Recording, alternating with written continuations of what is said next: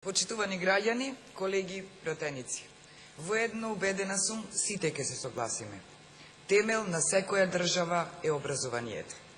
За жал, генерален е заклучокот дека образованието во Република Македонија е во многу лоша состојба, токму заради лошите политики и законски решенија на Министерството за образование и наука, кои во континуитет предизвикуваат штетни последици врз сите субјекти во образовниот процес.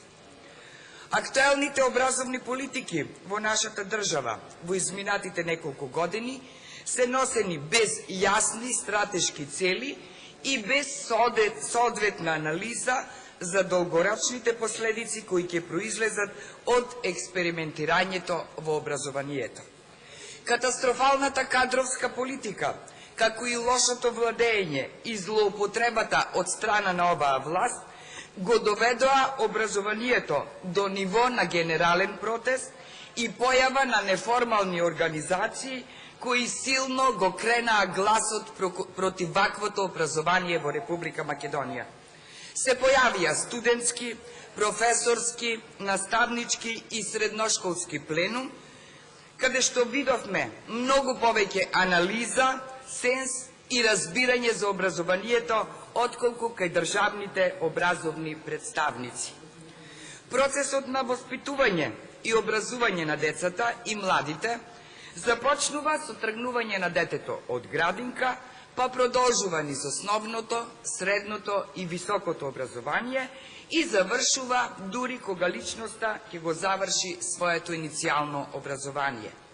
Основното и средното образование во нашата држава се обременети со несуштински реформи и програми, а како врв на тие реформи е толкму екстерното тестирање, кое представува траума за сите чинители на образовниот процес.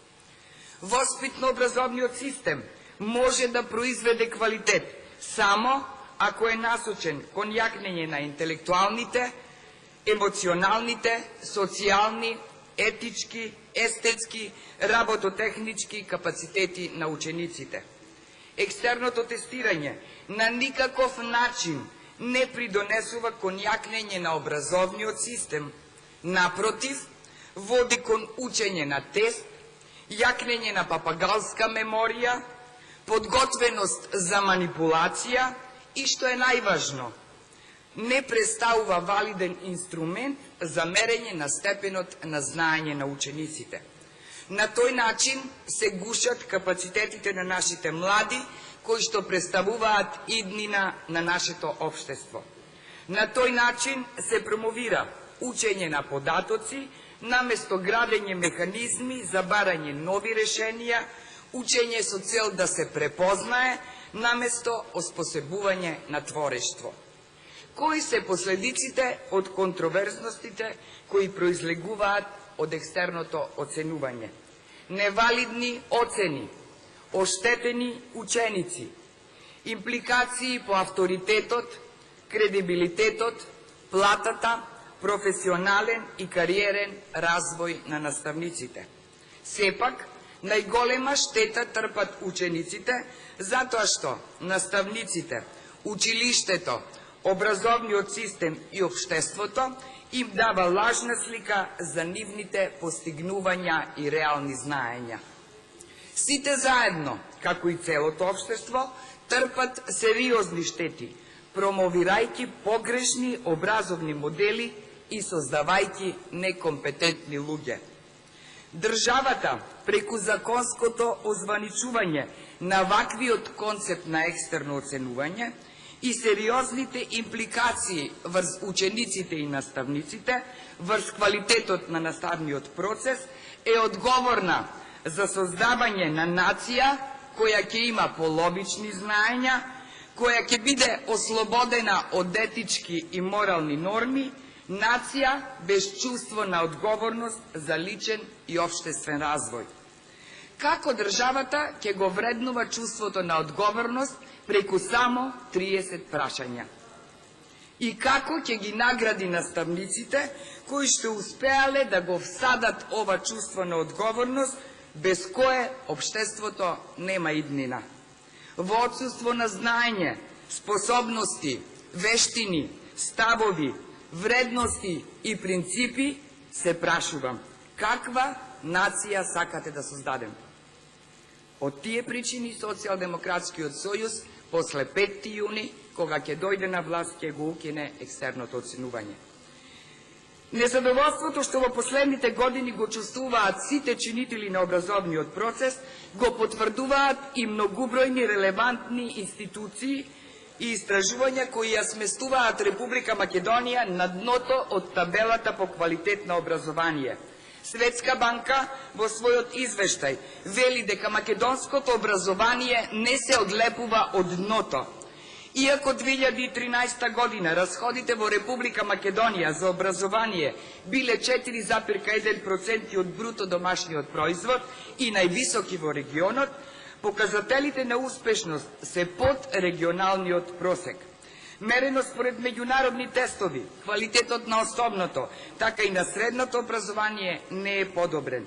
Само 0,22% од бруто домашниот производ се одвојуваат за наука, што представува 15 пати помалку од европскиот просек. Резултатите од меѓународното следење на квалитетот на математичкото и природно-научното образование ТИМС значително се намалени и се под нивото на земјите на Европа. Понатаму, во извештајот на државниот ревизор јасно се укажува на состојбите во образованието во својот последен извештај.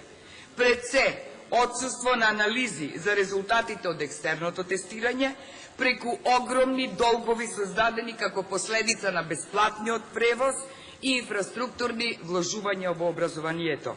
Само по основ на превоз за 2015 година училиштата во Македонија должат 4,9 милиони евра.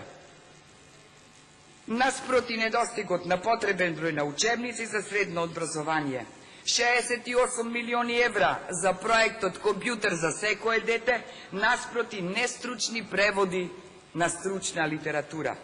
Понатаму, донесување на наставни програми на брзина, без сеопфатни анализи за развој на одделна област или достигнување во науката, како и неводење сметка за обезбедување на стручни кадри потребни согласно потребите на пазарот на трудот. Во тој контекст и отворањето на уште еден нов универзитет државен, Универзитетот Дамјан Груев, во чии што рамки се предвидува и постоење на 24-ти по ред правен факултет во Република Македонија на територија и жители од 2 милиони. Отворањето на овој универзитет повторно ги расветлува намерите на власта на системско уништување на високото образование, како и негово претварање во алатка која ќе биде искористена во сопствена полза. Универзитетите продолжуваат да бидат мета на необмислени реформи, додека од друга страна евидентен е недостигот на ресурси, соодветни простори, литература и стручен кадар во одредени сфери. Додека студентите живеат во субнормални услови во студентски домови и секојдневно се соочуваат со депримирачкото секојдневие, додека им врне во студентските соби, додека бубашваби им шетаат во храната, власта повторно применува тактика на брзоплето реформирање. Отворање на нов универзитет без никаква анализа, елаборат, без финансиски импликации за отварање на истиот, без објаснување како тие ќе влијаат врз финансиите на постоечките универзитети, без ресурси кои ќе го подобрат студентскиот стандард, на крајно насилнички начин, со кршење на сите законски процедури. Почитувана јавност, Социјалдемократскиот сојуз силно се спротивставува на онеспособувањето на генерации млади луѓе и уништувањето на нивниот потенцијал, затоа што тоа нема да представува само штета за индивидуата, туку и за колективитетот, за нацијата, за целото општество.